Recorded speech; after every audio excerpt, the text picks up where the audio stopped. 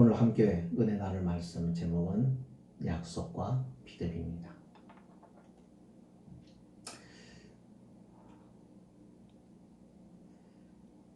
그 사람이 누구냐에 따라서 그 사람이 한 약속이 신뢰를 주기도 하고 신뢰를 주지를 못하기도 합니다. 그래서 우리가 사람과의 관계를 잘 맺는 것이 굉장히 중요합니다. 인격적 존재인 우리들이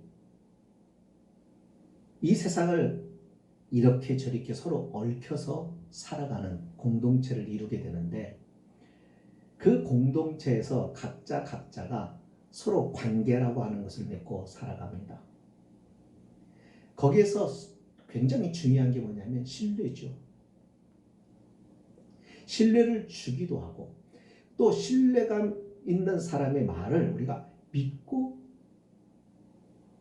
기다려주는 것으로 인해서 두 사람의 관계가 더 끈끈해지고 아주 단단하게 결속이 됩니다. 하나님과 우리와의 관계도 그렇습니다. 하나님은 인격을 가지고 계시는 분이시고, 그러기에 우리를 지으실 때 우리를 인격적 존재로 만드셨습니다.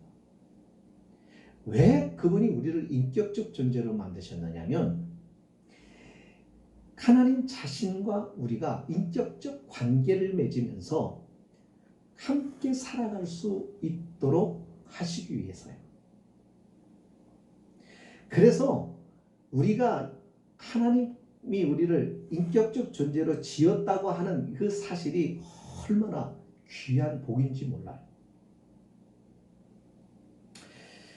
우리가 인격적 존재로 서로 이렇게 있을 때 하나님께서 우리에게 약속을 하시는 것이죠. 그분은 우리에게 약속을 하십니다.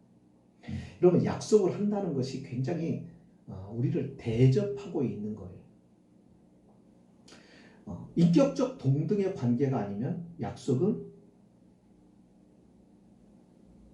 할 수가 없죠. 우리가 그 사람과 약속을 한다는 말은 그를 벌써 나와 동등한 관계로 본다는 얘기입니다. 하나님께서 우리를 구원하시고 하나님께서 우리를 자녀 삼으시고 우리에게 약속을 하셨습니다. 영원한 하나님의 나라, 그 하나님의 나라에 나와 함께 거하자. 하나님의 약속은 그겁니다. 그 영원한 하나님의 나라를 소망하며 살아갈 때, 그 소망하며 살아가는 그 과정 속에서 수많은 일들을 겪게 될 것이고, 또 그 사건과 일을 통하여서 하나님께서 얼마나 우리를 견고하게 지켜주시고 또 우리로 하여금 그 소망의 나라에 이르기까지 흔들림 없이 갈 수 있도록 하나님이 역할을 하시는가를 하나님은 증명해 보여주시려고 하십니다. 그래서 하나님 우리에게 약속하십니다. 우리는 하나님이 하시는 말씀을 못 알아들을 때가 참 많습니다. 하나님이 우리에게 하시는 말씀은 우리가 이 세상에 우리의 상식이나 우리가 살아가는 이 세상에 가지고 있는 원리와 법칙으로 설명할 수 없는 이 모든 것들을 뛰어넘는 신비하고 놀라운 하나님의 나라, 그 나라의 이야기는요, 인간의 언어로 설명이 안 돼요.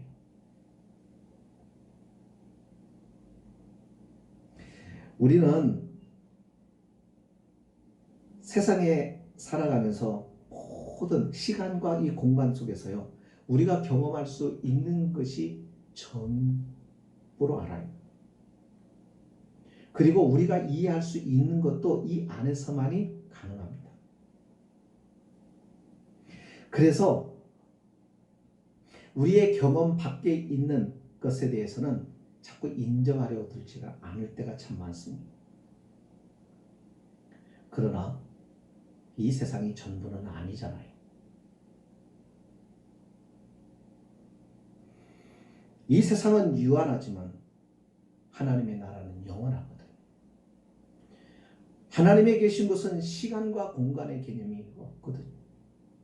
거기에는 물리학도 자연의 법칙도 통하지 않는 곳이거든요.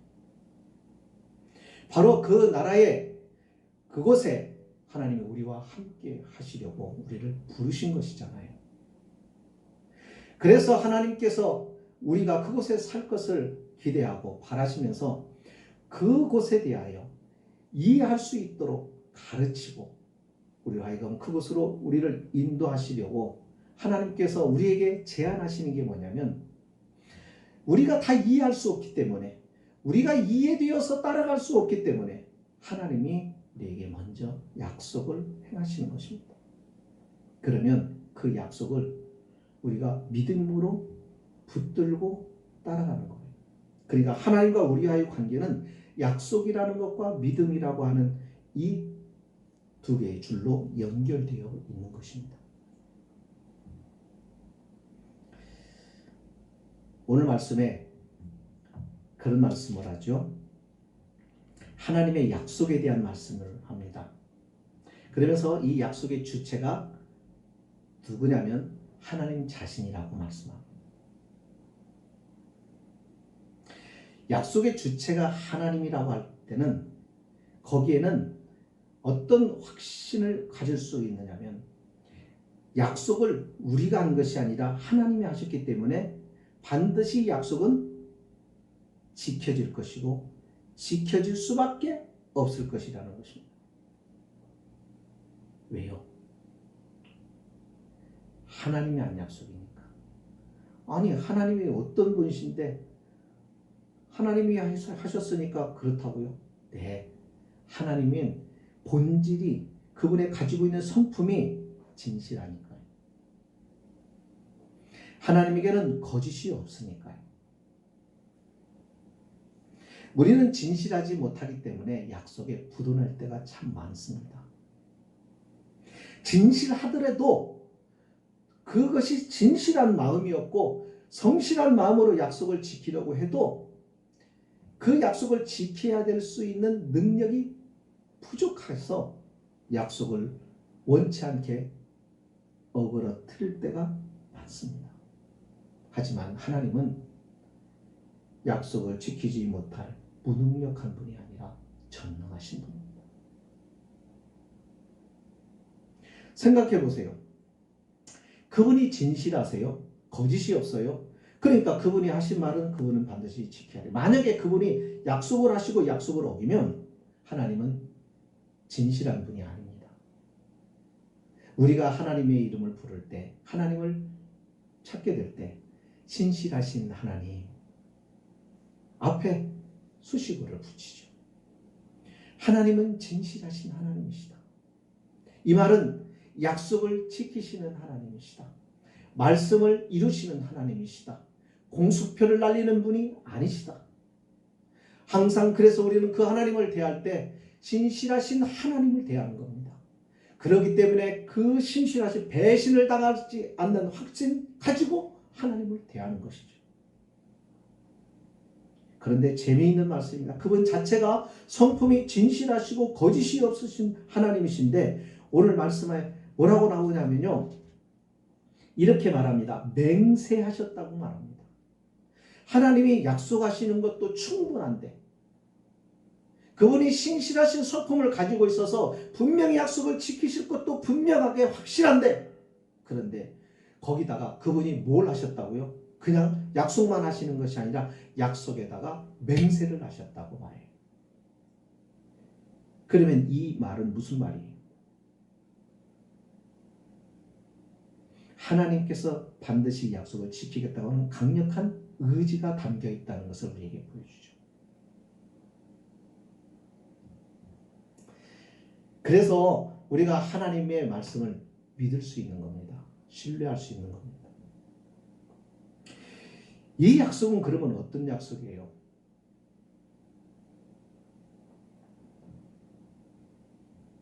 어떤 약속이죠?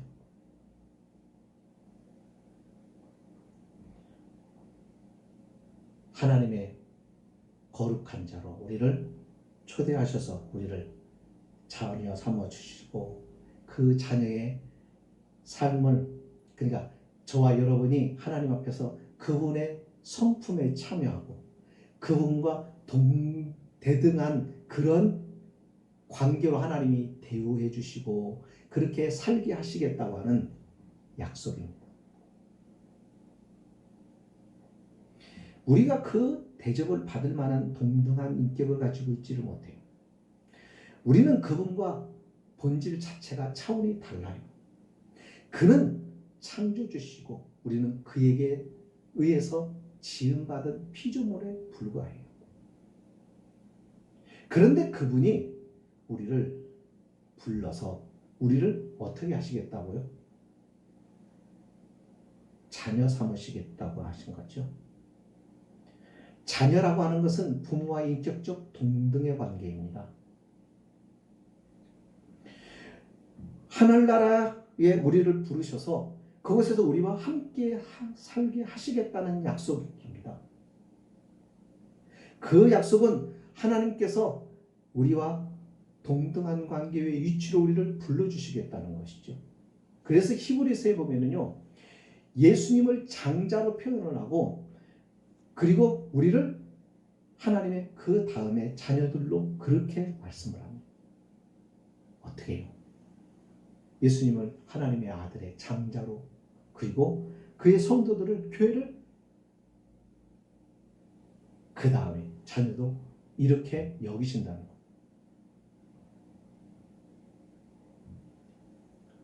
여러분, 이와 같은 약속을 가지고 있는 종교는 없어요.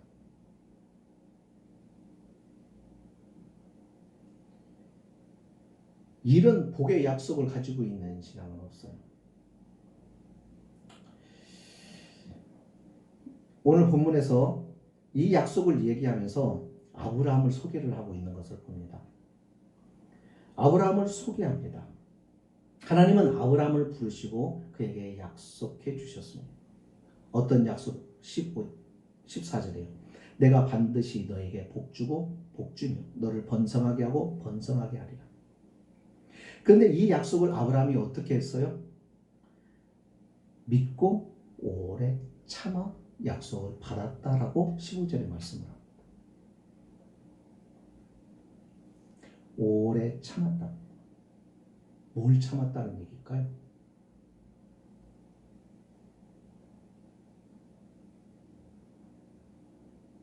하나님의 신비로운 섭리의 모든 내용들을 이해를 할 수가 없잖아요. 하나님이 하신 약속이 이루어지는 과정 속에서 그분이 행하시는 일을 다 우리가 납득할 수가 없잖아요. 그분의 지혜가 우리의 지혜보다 훨씬 뛰어난데 인간의 짧은 지혜로 어떻게 하나님의 섭리를 이해할 수 있어요? 없어요. 그러니까 이해할 수 없기 때문에 믿음으로 기다리는 것밖에는 방법이 없는 거예요. 그런데 그 기다림이 오래였다는 거예요.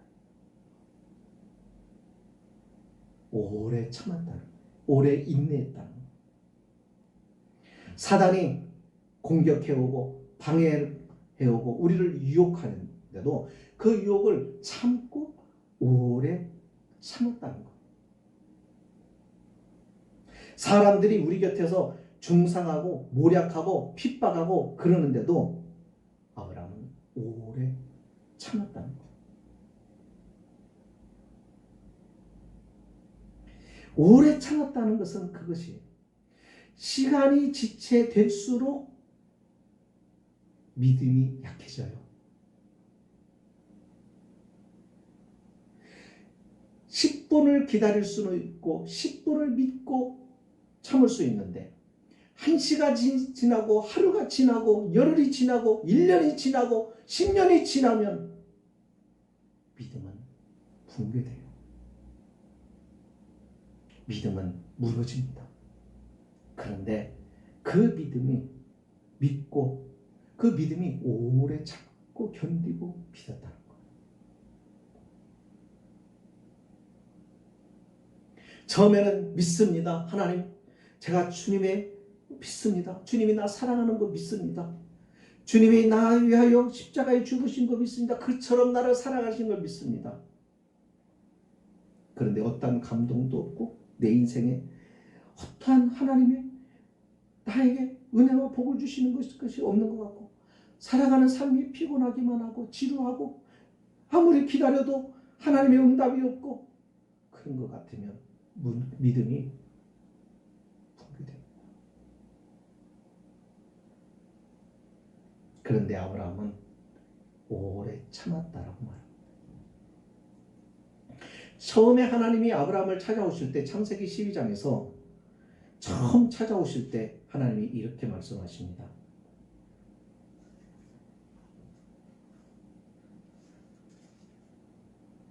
여호와께서 아브라함에게 이르시되 너는 너의 고향과 친척과 아버지 집을 떠나 내가 네게 보여줄 땅으로 가라. 내가 너로 큰 민족을 이루고 네게 복을 주어 내 이름을 창대하게 하리니 너는 복이 될지라.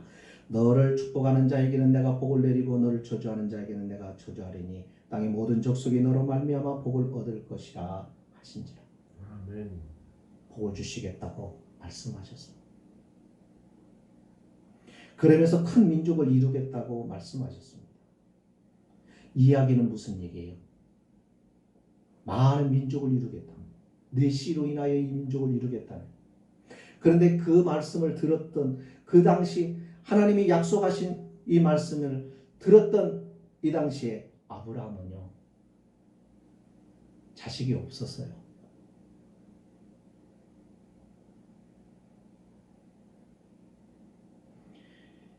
하지만 아브라함을 이 약속을 믿고 기다리는데 장장 몇 년을 기다렸을까요? 25년을 기다립니다. 그래서 얻은 아들이 이삭입니다. 25년. 쉬울까요?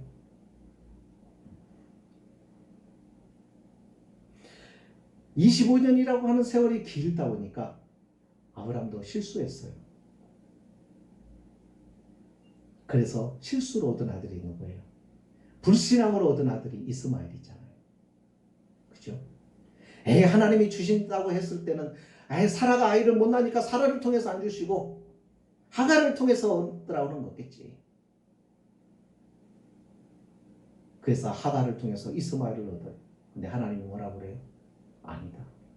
그는 상속자가 아니다. 그는 너희 후손으로 있을 자가 아니다. 내가 사라와 약속을 한 거죠. 사라를 통해서 주겠다고 한 거죠. 그렇게 해서 이삭을 얻게 됐죠.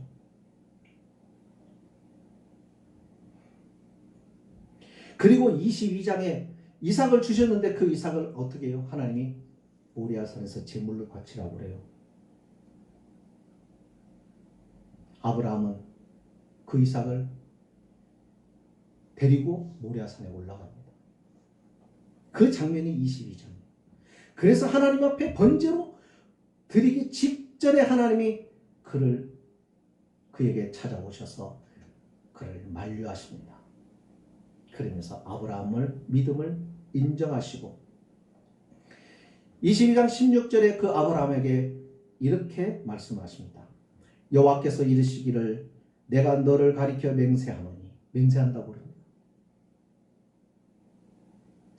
내가 이같이 행하여 네 아들 네 독자라도 아끼지 아니하였은즉 내가 네게 큰 복을 주고 네 씨가 극에 번성하여 하늘의 별과 같고 바닷가의 모래와 같게 하리니 네 씨가 그 대적의 성문을 차지하리라. 하나님이 맹세하십니다. 참 그래요. 하나님께서 처음에 우리에게 믿음을 요구하세요. 약속하심으로 우리에게 믿음을 요구하세요. 믿음을 요구하시고 그 믿음에 순종하면, 그 약속에 믿음으로 순종하면 하나님께서 그런 아브라함에게 이제 또 약속을 해주십니다. 축복을 약속을 하시죠. 네, 여기 나를 가리켜 맹세했다고 말해요. 보통 맹세하면요, 나로 내 이름 걸고 맹세해. 그럼 별로 신뢰를 안 줘요. 우리가 맹세를 하려고 하면 나보다 더 높은 사람의 이름을 걸고 맹세를 해야 되는 거예요. 내가 우리 아버지, 내 명예를 우리 아버지 이름 걸고 내가 얘기해. 최소한 그 정도는 돼야 돼. 또 어떤 사람들은 우리는 그래요. 하나님의 이름을 걸고 맹세한다고 그래요. 근데 여기 본문에 보면 하나님께서는 내 이름으로 맹세한다고 그랬어요. 왜요? 하나님보다 더 큰 분이 없으니까. 그래서 하나님은 자신의 이름을 걸고 맹세를 하는 거예요. 하나님이 우리에게 주신 모든 축복은요, 그냥 단순히 복을 주겠다는 이야기가 아니에요. 맹세하신 거예요. 당신의 이름을 거신 거예요. 당신의 이름을 사인으로 남겨놓으신 거예요. 증거를 삼으셨어요. 그러니까 이 말은 무슨 얘기냐면 믿어라 이거예요. 그냥 말해도 믿어야 할 하나님의 말씀인데 그분이 우리 앞에 맹세했다고 말해요. 그래서 하나님의 약속은 그 하나님의 약속을 하나님이 맹세한 것을 받아들이고 믿는 자에게 그 약속은 성취되는 것이고 주어지는 것입니다.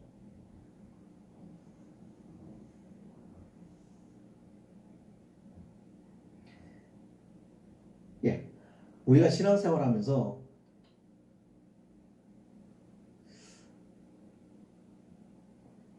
하나님께서 맹세를 하셨다고 하는 것에 별로 이렇게 감동이 없는 것 같습니다.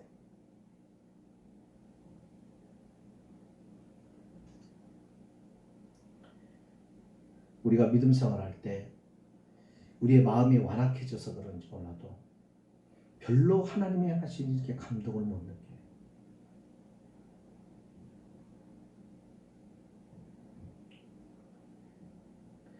참, 오늘 말씀에 아주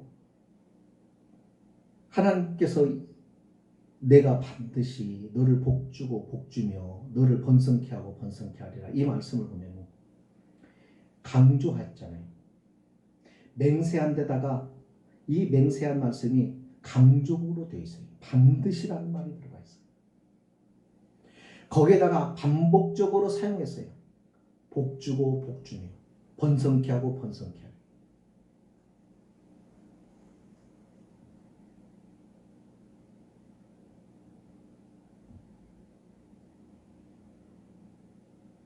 우리가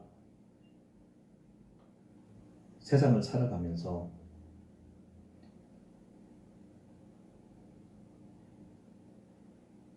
참 힘들 때 많습니다. 힘이 들면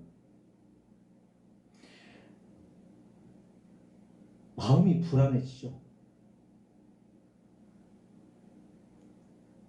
그러면서 하나님에 대한 믿음이 흔들려요.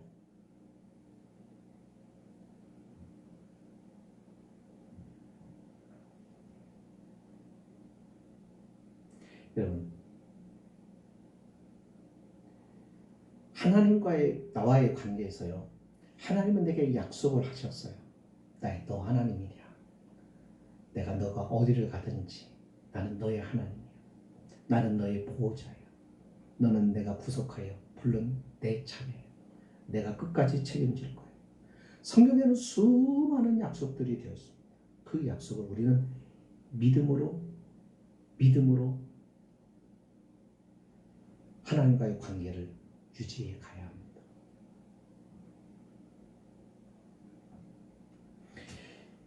살아가면서 하나님의 약속과 우리의 믿음이 하나가 되지를 못해 있어요. 그래서 하나님의 약속과 이 믿음의 간격이 꽤 넓혀져 있어요.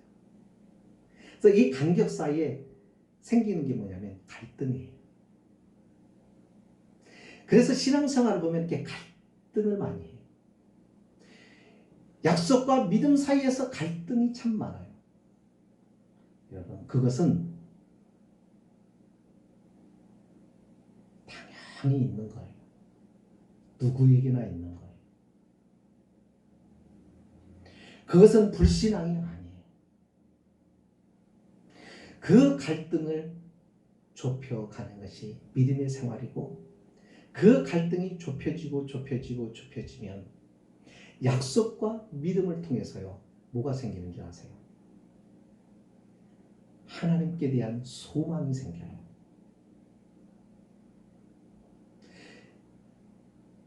약속과 믿음의 간격이 벌어지면 이 소망이 희미해집니다. 그러나 하나님의 약속과 그 약속에 대한 믿음이 갈등이 좁혀질수록 소망에 대한 확실한 소망, 뚜렷한 소망이 서게 됩니다. 그것을 오늘 본문에서는 뭐라고 얘기하는 줄 아세요? 영혼의 닷과 같다고 얘기해요. 닷이 뭐예요? 배에 있는 거잖아요. 이 닷을 언제 사용합니까? 정박할 때. 해변가든 바닷가에서 배가 정박할 때 이 닷을 내립니다. 그리고 닷이 바다 밑바닥에 내려지죠. 그래서 그 밑바닥에 흙이나 돌에 탁 걸립니다. 왜 그렇게 하는 거죠? 조류에 배가 떠내려가지 않도록, 바람에 배가 밀려가지 않도록 그 배를 붙잡아주는 역할을 합니다. 우리가 소망을 가질 때 이 소망은 이 복잡하고 나를 힘들게 하는 이 세상에서 내 영혼이 쉼을 얻고 안정을 취하고 흔들리지 않고 설 수 있도록 닷과 같은 역할을 해주는 거예요.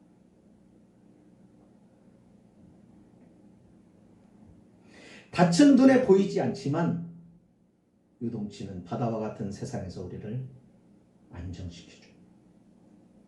조류에 휩쓸려 가지 않게 우리를 붙잡아줘요.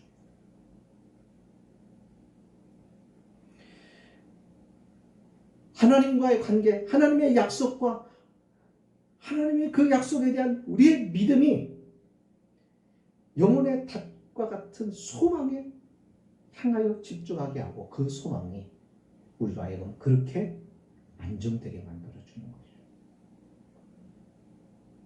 죽지 않는다. 아무리 힘들어도 절대로 망하지 않는다. 왜?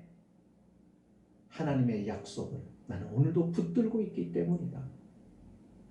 그분의 약속은 변하지 않고, 그분의 약속을 믿는 자는 하나님께서 끝까지 그와 함께 하심을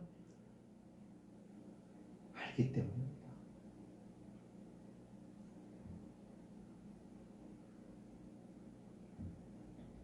약속과 믿음은 하나님과 연결되어 있는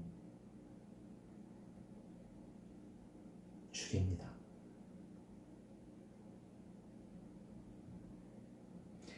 이 줄이 견고할 때 우리의 삶은 언제나 긍정적입니다. 이 간격이 좁혀지면 좁혀질수록 우리의 믿음의 소망은 더욱더 뚜렷해지고 안정적입니다. 그러므로 긍정적이고 적극적이고 힘이 있게 되는 것이죠. 내가 어떠한 지금의 형편에 처해 있든지 간에 주님처럼 평안을 누릴 수가 있고, 또 주님의 그 모습과 같이 우리가 믿음이 자라가게 되는 것이죠.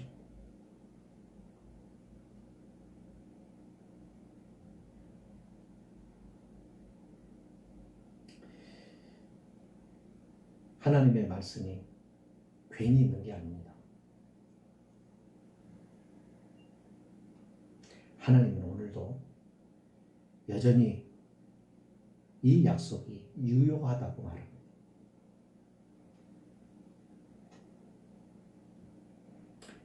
그렇다면 내가 이 약속을 나는 어떻게 바라보고 있는지, 어떻게 받아들이고 있는지, 내 믿음을 점검해야 되겠죠. 하나님의 약속과 내 믿음이 간격이 멀어져 있습니까? 염려하지 마시고 이 간격이 좁혀질 것을 기대하시면서 믿음으로 조금만 인내하세요.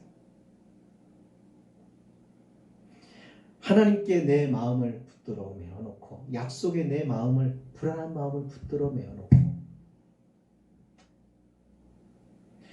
주님께 맡기고 가는 삶에 시련이 오고 피곤하고 힘이 들어도 여전히 하나님께서 나를 붙드시고 있는 한 이 힘겨운 시간과 이 힘겨운 싸움은 내게 연단과 훈련의 기간이라는 것을 확실하게 신뢰하고 믿고 결국 마지막에는 하나님이 내게 승리를 주심을 바라보며 그 승리의 소망을 두고 오늘 우리의 현실을 지탱해 가는 것입니다.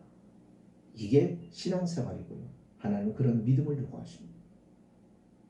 만약에 우리가요 힘든데 하나님 도와주세요. 살려주세요. 그래서 하나님께서 쉽게 우리를 건져내셨어요. 그러면 세상 사람들이 옆에 있다가 와, 저 사람들 하나님께서 저렇게 살아가지고 하나님 정말 있는가 보다 그렇게 여기실 줄 알죠? 안 그렇습니다. 세상 사람들은 우리를 봅니다. 똑같은 환경과 처지에 있는 우리를 봅니다. 우리도 고난 가운데 있고 그들도 고난 가운데 있고 우리도 병들어 있고 그들도 병들어 있고 우리도 사회 여러 가지 위기 속에서 살아가고 저도 또 위기 속에서 풍랑을 겪으면서 살아갑니다. 동일한 선상에서 동일한 그런 경험들을 하고 있는데 더 달라진 것이 없고 환경이 여전히 똑같은 상황인데 우리는 이 상황 속에서 하나님의 약속과 믿음이라고 하는 관계를 가지고 살아가는 그래서 이 환경을 견뎌내고 참아내고 감당해내고 인내함으로 버텨내고 하는 것을 그들이 바라보면서 그들도 어떻게 살아야 저렇게 인내할 수 있을까를 가르쳐주는 것. 그래서 우리도 유익하게 하고 그들도 유익하게 하려고 하는 하나님의 계획이 있는 것이죠. 섭리가 있는 것입니다. 여러분 신앙생활이라는 게 그거예요. 하나님의 허락 안 아니면 안 죽어요. 예수님이 그러셨잖아요. 저 공중에 나는 새도 하나님이 말씀이 없으면 허락이 없으면 떨어지지 않는다.